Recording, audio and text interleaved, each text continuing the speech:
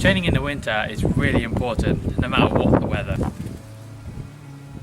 Actually, scrap that. When the weather is this extreme, it can be quite dangerous to run.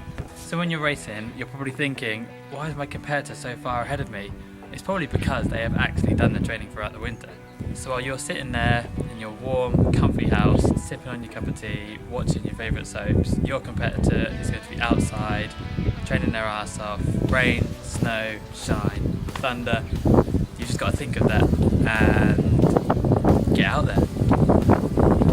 I thought it would be a great idea to let you guys in on a few secrets and tips on how to train and survive in these freezing times.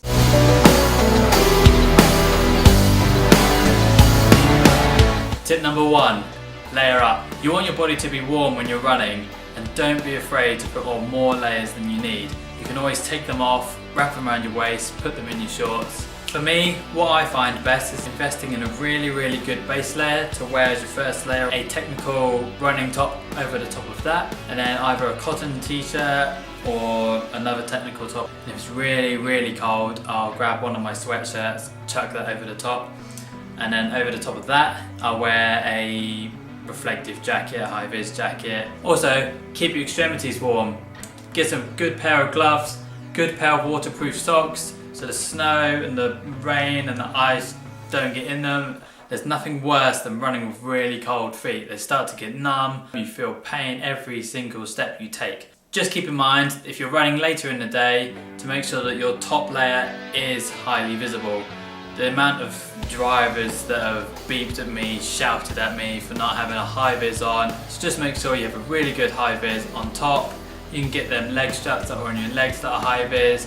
You can even put some lights on your shoes. There's nothing worse than feeling cold during a run. You might as well feel a little bit too hot, and like I said previously, you can take the layers off. Shoes count as part of layers too, right? If you have a pair of trail shoes, don't discount them when running in the snow. Just for when you're running through the snow, you'll get that extra grip and it will save you falling on your backside.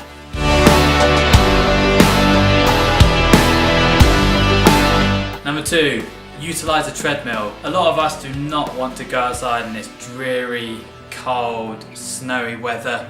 So utilise a treadmill. Best thing you can do, you're inside, you're warm, you can run at a specific pace, you can even add hills in if you live in Norfolk, because let's face it, there's no hills in Norfolk. You can either use your own or go to a local gym, pay as you go. I know some of you may say that a treadmill is bad for your training and it's bad on your joints, but I truly believe they're a valuable training tool, especially in weather like this. Also, if you had to choose running in the snow, getting cold, running on a treadmill, being warm, no-brainer.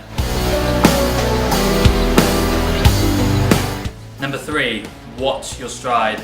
I know we're always taught to lengthen our stride, make sure we really stride out when we run, but when it comes to running in snow, there's nothing worse than trying to stride out, landing incorrectly on the floor, slipping underneath yourself, and you could potentially really damage yourself. Take an extra precaution and just run smaller strides. It'll add stability underfoot. Like I said in the previous tip, go on a treadmill if you're going to do a speed session, or just move it to a different day. Number 4, make sure you have a goal. When the weather's like this and you don't have a goal, you're not going to feel motivated to get outside and go for a run or go on a treadmill and get your running.